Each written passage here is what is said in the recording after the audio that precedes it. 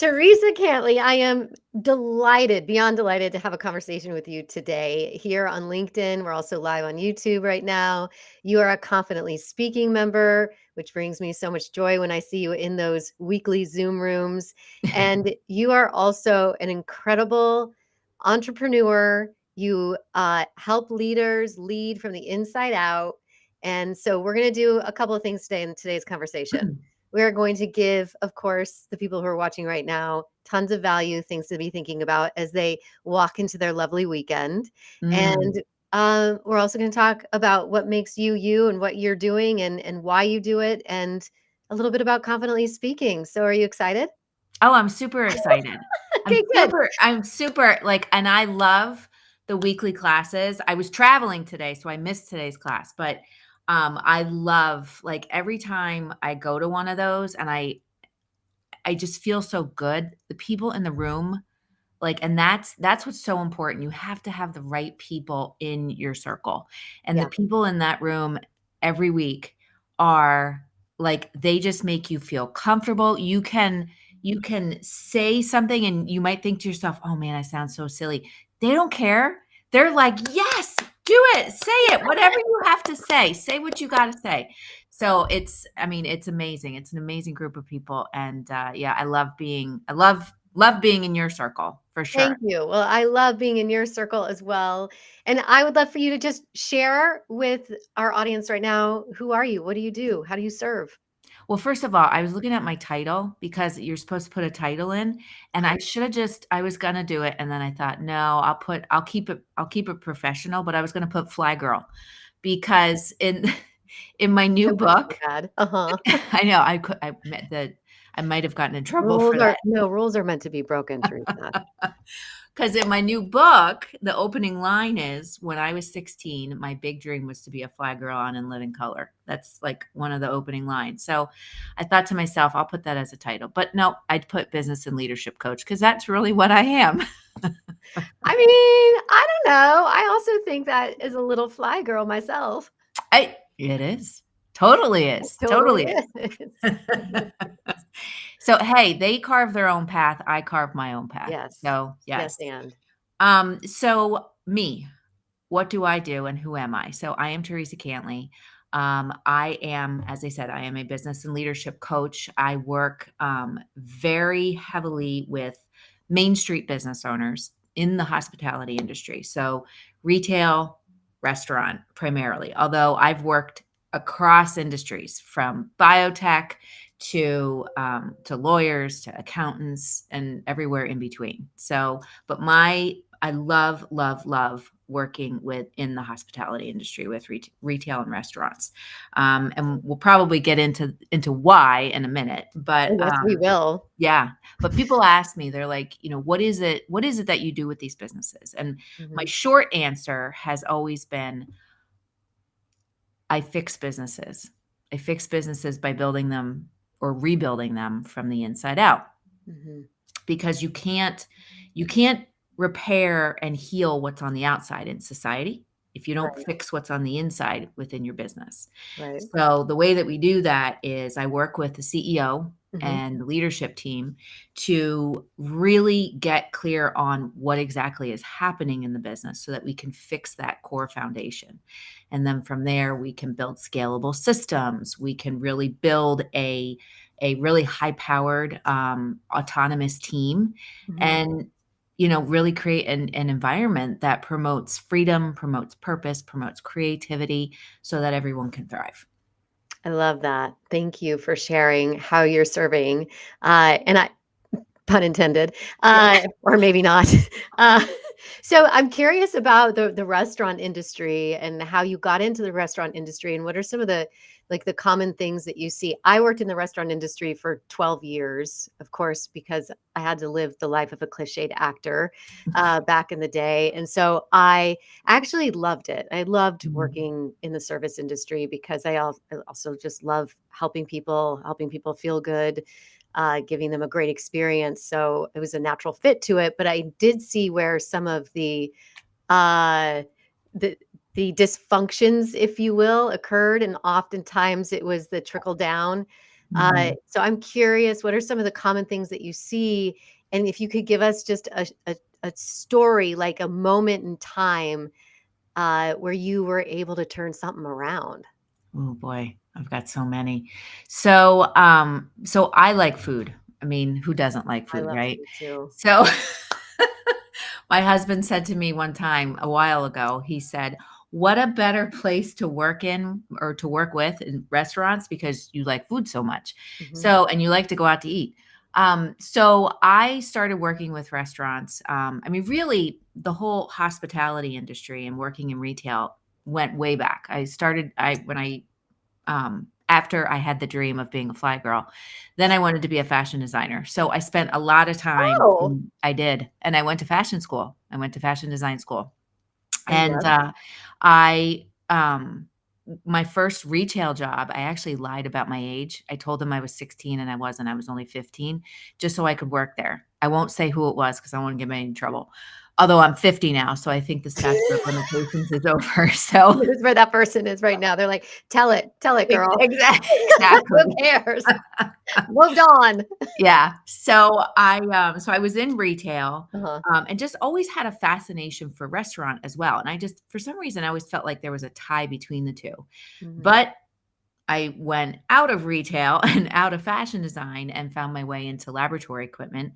And then when I started my first bit, I know from one industry To the next. to the Yeah, next. the Like I said, I carved my own path. yes, you So, did. I We all my first business that I started with my best friend was a retail store, Mhm, called Armario.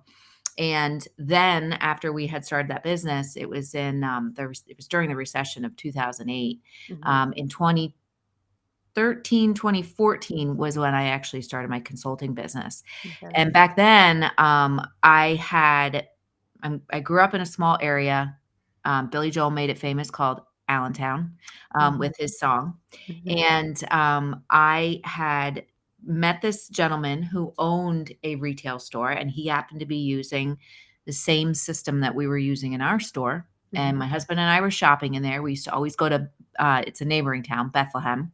mhm. We used to always go there shopping at Christmas time, and we're shopping in this store, and we were getting ready to go upstairs into the pub to go have a Christmas cocktail, and they were having trouble with their system. And I'm standing there, and I said to the woman, "Well, what system do you use?" And she's like, "Oh, we use Shopify." I said, "Oh, I use that in my store. Turn that around. Let me see if I can help you." So I'm like, fix their system. The owner, his name is Neville, he turns around and he says, "Hey, do you think you could come in this week? Like, we have some things like that we need some help with. Like, is this what you do for a living?" And that was how I started my relationship with Neville. And Neville actually owns. I've been working with him for 10 years, and Neville owns a an Irish pub, Okay. and he owns an Irish store, and then he has a couple other businesses that go along with it. But I started working with him in the pub because at that time he had taken a tea room, Mhm, and because Neville is from Northern Ireland, by the way, I should mhm, mention that, so mhm. it's super authentic. But he had a tea room, and the tea room was kind of, wavering, not really sure what he wanted to do with it, so he wanted to turn it into a pub. So they turned it into a pub, and he wasn't quite sure how to scale it. Okay. So I said, "Yeah, like I can totally work with you in this." And thus like 10 years later, um 10 years later and 86% growth and all kinds Wow. of other like fun stuff have happened. I just absolutely I love working in that industry. And it's really, like I said, it's hospitality. So the retail, and we've in his businesses, we've actually really heavily focused on branding the two businesses together Mhm, because of his backstory and the authenticity of both. But the common thing that I've seen, and it's funny because right now, with Main Street America, a lot of baby boomers own businesses, and they're going through like what to do. And this was kind of Neville as well. mhm, Is I have this business, but I'm kind of looking, do I retire? What do I do with this? And they don't really have a succession plan. But the business and people talk a lot about buying Main Street businesses because of this. But the two industries that I have heard that mhm. people always want to steer clear from is retail and restaurant. Right. Um, And Because of it's the funny 'cause overhead, I would imagine, right? overhead, Yeah. and just the situations that you run into with staff, Mhm. the profitability, especially in the restaurant industry. There's a Right. bunch of different things, that happen in there, and, just the dynamic of it. I mean, the restaurant industry has been hit hard really hard in the past several years, Yeah. just with increased food costs and trying to not just, hire good people, but to then retain them. Right. And I think that the restaurant industry has just been known for, um, I want to say unfair labor practices. I think underpaying people. I mean, there's a variety of things that have come up in articles over the years, and I think, in my mind, when I look at it, because I just had this conversation with somebody at a leadership event I went to, where I said, I look at restaurants and retail, and I'm like, I love those businesses and I would invest in them anytime, because they are so heavily focused on people and purpose and experience. And Mhm. those are the things that are going to make such a big impact in the lives of the people that they're serving every day. Right. And we can also make a huge impact, by creating a better experience in our businesses. Because again, if you create a healthy environment inside, Mhm. my philosophy is it carries forward into society when they go home, when they're interacting with friends. So, guess what? We can take that impact that we're creating in our business, and it's so huge in the hospitality industry with, creating that amazing experience, and we can really push it out into society, make a difference. Can you I agree with all of this, and I'm just curious for the person who's listening right now, Mhm, maybe wondering how do you do that? Where do you start? There's so many different moving parts within either retail, especially in the restaurant industry. mhm, I just, for me, I think about you've got the front of the house, which is your servers and bussers and expediters. You've got your back of the house. You've got, your managers, your general managers. You've got so many people, so many moving parts. How do you get them to work in concert with each other so that then the customers when they come in can have that best experience possible? Because I've been in a lot of restaurants lately with some grumpy servers, and so I leave going, well, that was fun, I'm not going back there because I feel like crap after that. I yeah, spent no, it's right, I just spent $70 on a glass of wine and an entree, and um I didn't have a great experience. yeah. So how do you negotiate that? Yeah. So I think it comes down to a core element. And that core element, and yes, the restaurant industry there normally is a divide between front of the house and back of the house. Yeah. And there is also many times over, there's a separation between the product that they're serving and the experience that they're creating. Okay. They have to go hand in hand. Mhm. And a lot of restaurants, a lot of business owners don't necessarily want to focus on that experience they're creating inside first. They solely want to just focus on that experience for the customer, and the customer experience actually starts on the inside. So I think the core element to all of this is you need to see people. You Mhm. need to see not just them externally, because we all carry, all kinds of stuff through our life, Yeah. labels, adversity, things that have happened to us, and that it kind of like starts to build after a while. You Mhm. have to really see beyond that, because each individual has their own set of, greatness, their own unique abilities, their own, like their heart, and that's unique to them. And when I Mhm. say you have to see people, especially, and this goes for being a leader in any industry, in any company, Yeah. Yeah. is really seeing people and seeing what makes them unique. Mhm. What is their uniqueness? What is that individual greatness that they have as a person?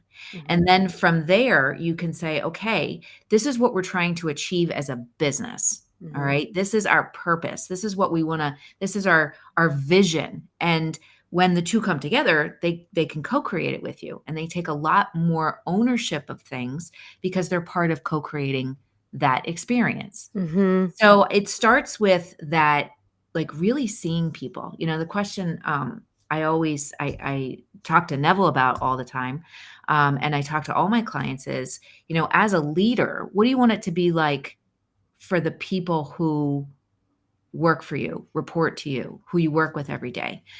What do you want it to be like for them on the other side of your Mhm. leadership?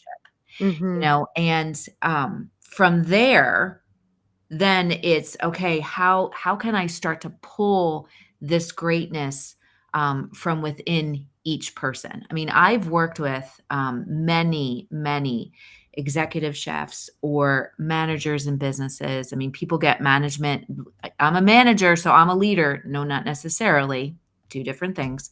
So, but I've worked with them where it's all about just telling people what to do. It's all about just Yeah, pushing product out, selling things. It's all about just dictating, checking boxes, just making sure that everybody's checking the boxes. And they miss completely that unique greatness that an individual brings, and then how they can align that with what the business is trying to accomplish. beautiful. Actually have a couple of examples of that because I worked in so many different restaurants, but there was Mhm. so I worked my first I had a couple well, I had I've worked in so many. Okay, one that stands out in my head, the one where I had to start using technology. We had a POS station, which is where you would log in what table number, what they had to eat, and so forth. And at this particular restaurant, it was a brewery actually in Fort Collins, Colorado, where I grew up. Mm. I got this job, and what I loved about it is that the manager and the owner, it was they valued everyone that got hired there had to know how to do everybody else's job. So I bussed tables, I bartended, I expedited, I served. I just knew how to do, I wasn't in the back of the house, I wasn't in the kitchen, but front of house, I knew all those jobs. I hosted, and then you get a better understanding and empathy for what everybody else's role is. And then they also had this like really efficient checkout system, right? So then I moved to Berkeley, California, and I go to Pyramid Brewing Company. And I remember going to the owner, hey, I learned this thing because it was not working. Whatever their system was there was just not as efficient. And Yeah. I remember saying, and this happened several times after when I had an aha moment, I was like, hey, this other job that I had did this, and I'm really happy to help you implement that.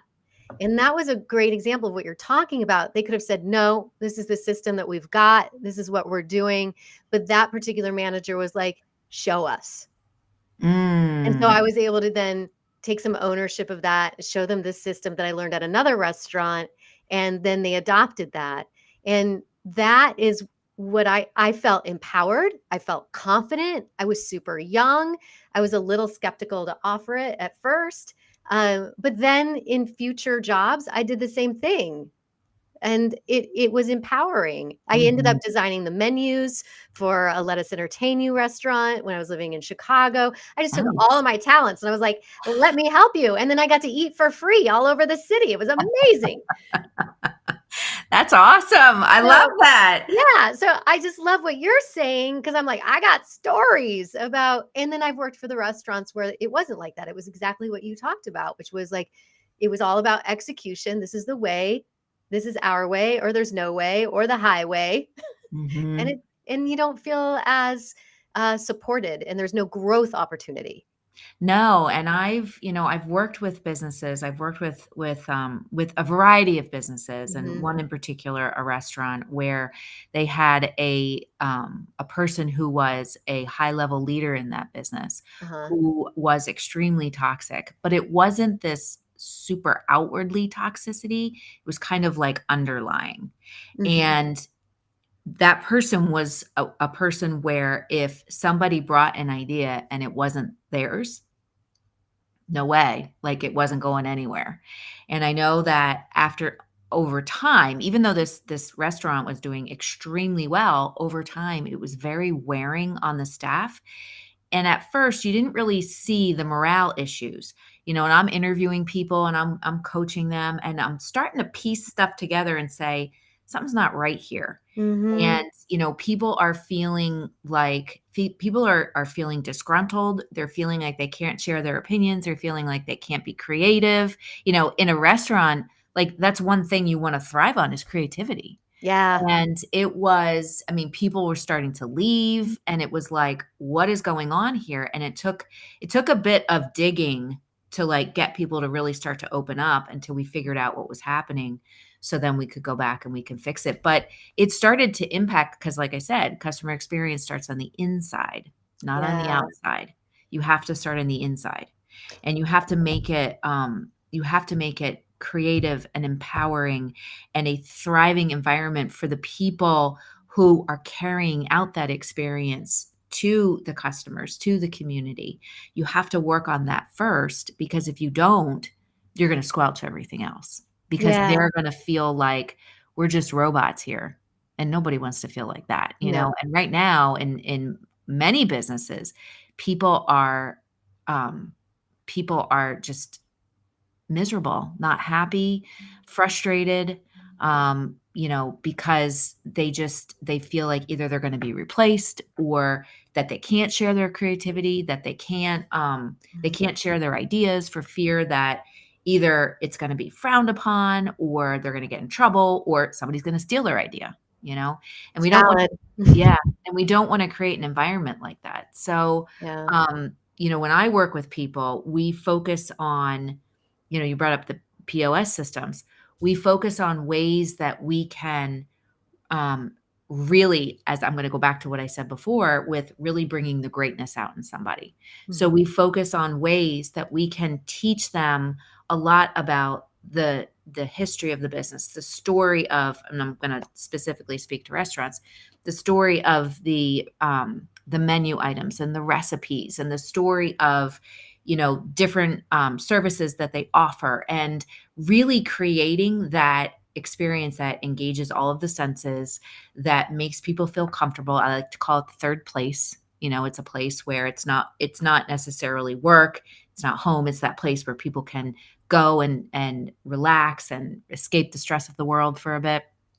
So we focus on ways of, okay, what is each person's individual greatness? So in a restaurant, from the dishwasher to the front of the house manager to the bartender to the support staff, it doesn't matter. Mhm. Everyone is important. Mhm. Everybody has a unique skill, a unique set of abilities. I heard this yesterday, and I think it comes from Dan Sullivan's book, and it talks about the unique ability that everybody has, and we all have this unique ability, and we use it from age 0 to 5. And then after age 5, we get educated out of it, we get labeled out of it, we get trained out of it. So you have these employees and they think, I'm only as good as my job description. Right. And they're not. So what we need to do as leaders is really say, no, you have so much more greatness than just a job description. And that's what we need to pull out of here so we can get back to those unique abilities and they can use them, like I said, to align to what the business needs. So in the one restaurant that I run with Neville, they have 225 whiskeys. Mhm. You don't know anything about whiskey. And for the longest That's time, a lot of whiskey to get that's to a know. lot of whiskey. For the longest time, people would come in there, employees would come in Mhm. and they would just, here's your list of whiskeys. You need to learn this so you can talk about them with people. Well, of course, people shied away. Or in his retail store, they sell these Celtic engagement rings Mhm. that people are like, they shy away from it because they're just, for a long time, it was, we sell these rings. So we've created different systems to really help people to, number one, learn these different things and not just learn it but really have it integrated so they can talk about it, they can feel empowered. If I'm not a whiskey drinker but I got to sell this whiskey or I have to tell somebody what it pairs with, we create systems to help empower them, make them feel confident, so when they talk about it, it's like people are like, oh, I don't know, I've never had whiskey before, but after you just told me that, I'm going to try 3. No. Well, can you give me an example of that system? Yeah. because I'm a lucky girl, and I get to work with you on your signature talk, and you talk about the whiskey system in your signature talk. So can you share that a little bit of that with our audience here? Yeah. So it's part of my spirit of physiality. Mhm. And again, spirit of physiality has to do with using technology, using empathy. You brought up empathy. Empathy Mhm. is huge, and Yeah. people confuse empathy and sympathy. People confuse nice and kind. So empathy, like using technology, empathy, and humanity. Mhm. So it's the beauty of a live experience with somebody using the innovation of digital technology. So as I said, they have 225 whiskeys. Yep. People would come in and they would be given the whiskey Bible, is what it was called, Uh-huh. and said, "Here, you need to learn these." And then management would get frustrated because it was like nobody, I mean, they knew like 2. Jameson and, what's the other one? Jameson and, I forget the other one, but You're there's al another. but the 2 that you were always restocking? Yes, 2 that we're always restocking. So, so it was like, how do we get them to learn to really know these whiskeys? Because there's more to whiskey than just, it's something that you drink. Right. So we started really going through and saying, "Okay, what are the highlights of this?" Mhm. And not only, okay, what are the highlights of the whiskeys, the notes, what does it pair with? Like, what are the medicinal purposes, whatever for a particular whiskey? What's the story behind it? One of my favorite ones is Uncle Nearest, which is a bourbon from Tennessee, that Fawn Weaver is the CEO of the company, and I absolutely love it. So, what are the stories behind all the whiskeys? Mhm. So, we look at that, we detail that out. Okay. But on the flip side, it doesn't stop there. What we do also is we see each individual as an individual. So we see how they learn. Some people learn, are auditory learners. Some people are visual learners. Some people need that like interaction. Mhm. So we look at, okay, how does each person learn? So we say, all right, we need to teach them these whiskeys. We have these points and we need to educate them. So we're going to create educational materials that are going to be very easily accessed by them depending on their learning style. So they'll have a video, they'll have written instruction, they'll have live interaction, to really help them to learn and help Mhm. them to feel empowered. And it's not just empowered of, hey, I can talk about whiskey, but it's, hey, I can do something really good. Like Mhm. I can do hard things. Like I can learn 225 whiskeys. I can learn 100 different recipes and how to pronounce the Irish language of, what these recipes are, or even just the Irish language, just to say welcome or hello or whatever when someone comes in. Like Mhm. I can do hard things. So it's not just about, just teaching them the ins and outs of the product, but it's helping them to really see that they can do things, that Mhm. they're smart, that they can do things, that they can accomplish stuff, that they have those unique talents. So we look at how do they learn. Mhm. We also we say, okay, this person is a very detailed person. This person really loves to do these things. How can we then align that with being a bartender or being a support person or being a manager? And it really starts to put those individual pieces together. So, you know, the thing that connects all of us together is we are all human, we're all flawed, we're all different. We're all unique. And there's people walking around out there, at a lot of leaders who think that they are perfect, who think that they know everything, who think that, things need to be this way. And that creates such a divide Yeah. between between a leader and people and their employees. And I think that's the thing that our society is missing the most is that connection, Mhm. that bridging of the Mhm. bridging of the gap between leadership and employees, or just bridging of the gap between people. And I think that's why I say, and I'm going to go back to what I originally said, small businesses, if we fix what's inside with our culture and we see people as humans, and we have the intellectual humility that at me as a leader, as a business owner, as a CEO, I'm not going to have all the answers all the time, and that's okay. Mhm. But my people might have the answers. So if I let them be creative, if I let them Mhm. if I can empower them to come up with solutions and have that solution mindset, or even to teach them to have a mentor mindset so they can mentor new people that are coming in.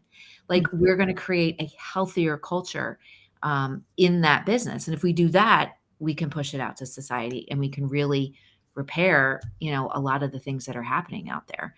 And so we did this in the restaurant. We created all different types of learning materials. So a new bartender can go on and they can be talking to somebody about a particular type of whiskey.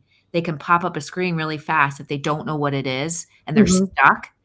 They can say, I have a half baked thought here. So I'm going to just repeat the question back to them and look at a quick video that tells them about that whiskey, and then they can, without the customer even seeing, and they can go back and they can say, hey, this is what it pairs with, yada yada yada. They feel good and they're creating a better experience. That's beautiful. Thank you. I love that. I love the combination of leveraging the technology and then also the human experience and utilizing that so that person feels empowered to be able to l- use that technology, right? Because we're now in this Yeah. world where we hear AI every day. It's getting a little exhausting hearing it every day, but we are, and it's okay. It's part of our world, it's part of the landscape. Um, but there's a lot of people who are feeling threatened by AI taking over jobs. You mentioned that at the very beginning of this conversation. And so I do believe that there's going to be those companies, and your Main Street, you're as Mhm. a coach, right? So there's like your mom and pops, you've got your accountants, you've got people like I think I was listening to Gary V. Mhm. Sometimes when I'm like I don't want to do social media anymore, I'm like I'll just pop in some Gary V. And he's gonna read me the right act, and then I'll get And back tell you into why you gear. need to do it. And then I'll get back into gear again. But I was listening, and he said something, and I'm not gonna say it word for word right, but this was the essence of it. But essentially, um, if you're that accountant, AI is gonna be able to do your job. It's gonna be able to do taxes. There's no doubt. But if you're the accountant who recognizes this, learns that AI tool to leverage it, it's still about the relationships. And so people are still going to come to you because of the relationship. Yes. You now have the tool that's not going to replace you. It's just going to make your job more efficient. Or you can be that person that's like, oh, AI is taking over my job, and then it will. Hmm. Right. And No. so you're primed to help people in that intersection, Yes. Yes. right? Yes, absolutely. Les Brown, I saw Les Brown speak yesterday, and he said relationships are the new currency. Yeah. Damon John, someone was asking about retail, and this person was starting launching a new product, and it was retail based. And he said, how do I do this, with AI and, a lot of stores closing and yada, yada. And he said, community relationships are huge, huge. And, people do, and I had a conversation with somebody at this event that I was at where we were talking about AI and we were talking about, how people are using it all over the place. And it's been like the buzzword, buzz terminology, buzz concept for so long. And it's, people, you read about businesses all the time cutting 70% of their workforce, 50% of the workforce, cost cutting, be more efficient, this, that, and the other thing. And it's a big word salad because they throw a whole lot of big words out. And it's like, how do you really, like, they're not fully explaining, like, okay, well, how do you use it? And Right.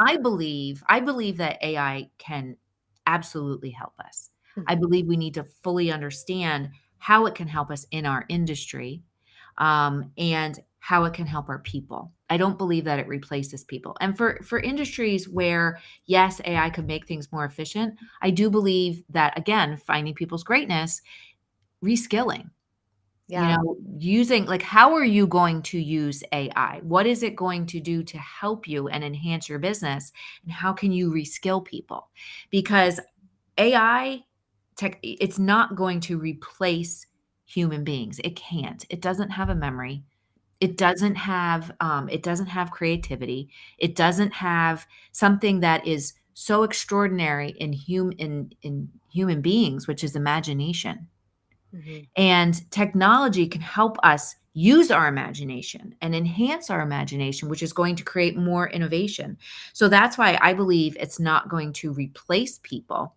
We have to learn how to utilize AI to build stronger connections. So I have an AI tool that I use that helps me, like when I have a story in my head or a moment in my head and I want to get it out. I Mhm. have this AI tool that I use that helps me. You kind of take that moment and you get it out there, and it helps to kind of fine tune that story and kind of help you frame it, and then Mhm. you can take it and then you run with it and make it better.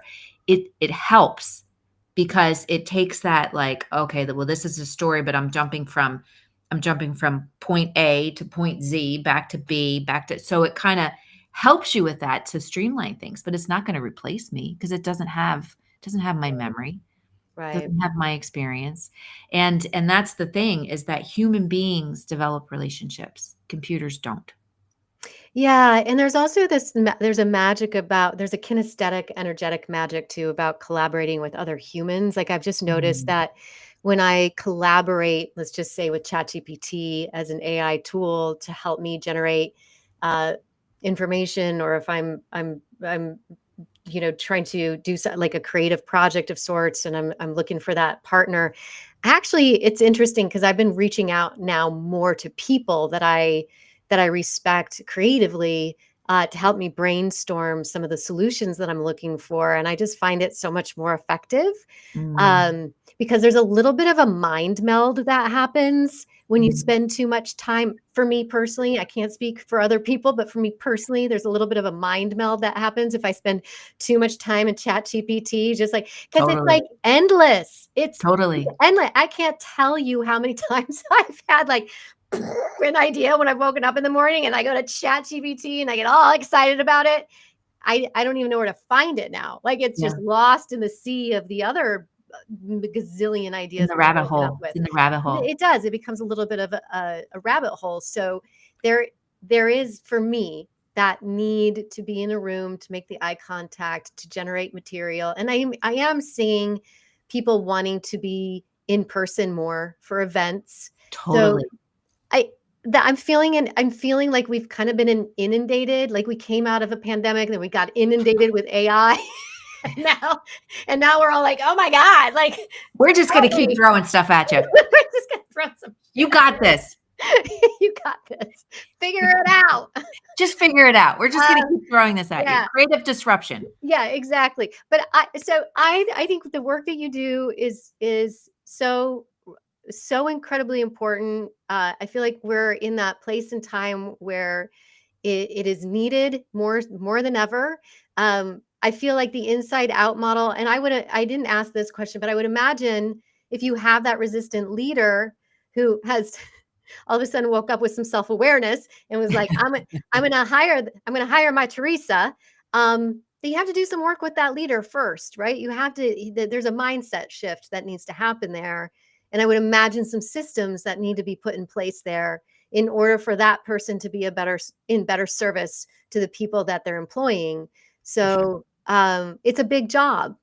Yeah, for sure. I mean, people think that leadership, and it's just been historically how it's been, that it's an external job, and Yeah, it's not. no, no. It's internal, and a lot of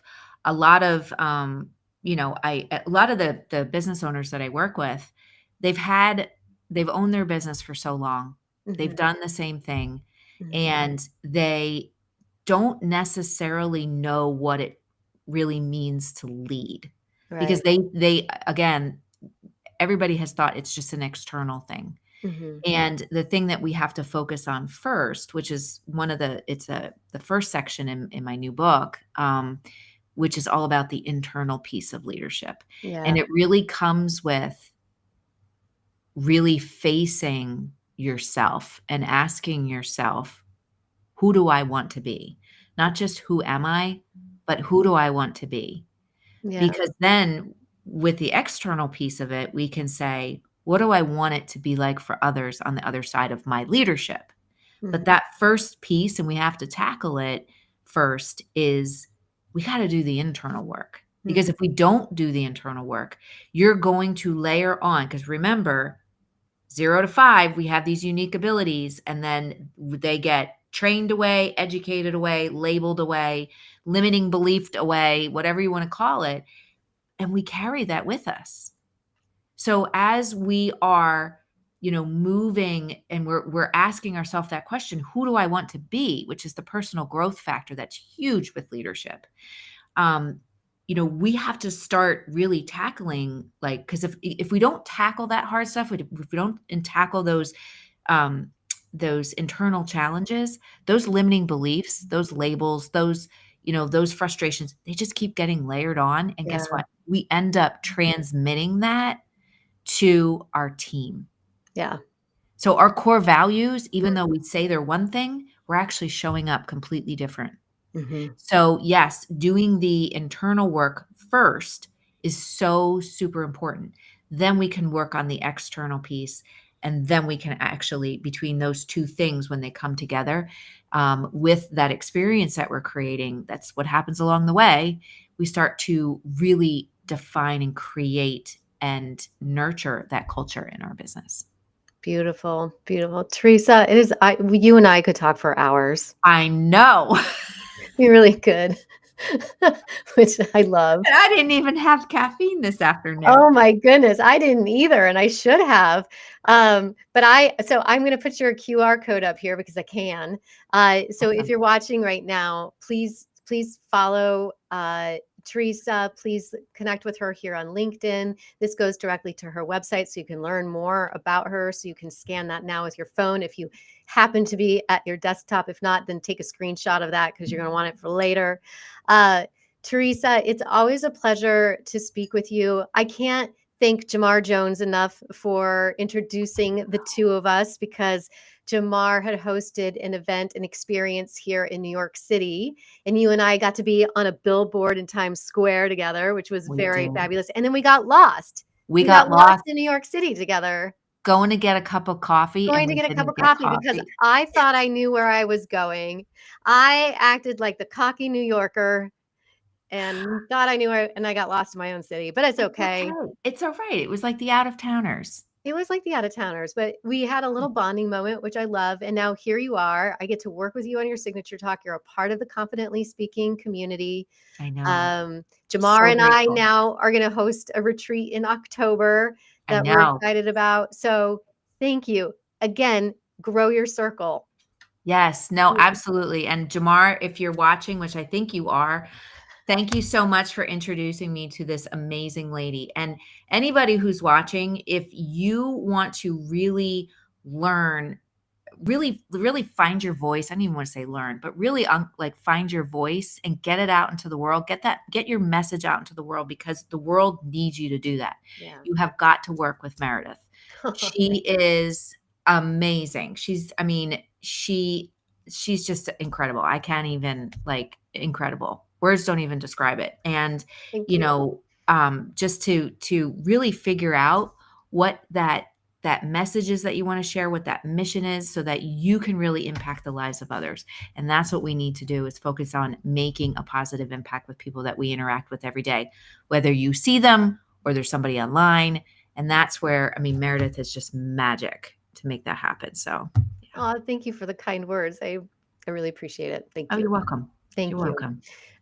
Teresa, it's always a pleasure. I hope you have an incredible weekend. I want to thank the people who have been watching. I saw one shout out come across the chat channel here. So thank you for being here. That was And Jamar, I think. No, was I'm it just Jamar? I Okay. don't know. Jamar, you better be watching. I mean, Yeah, come on. Jamar, you better be watching. All right. Have a terrific weekend ahead. And thank Agreed. you all. And I'll be back here next week.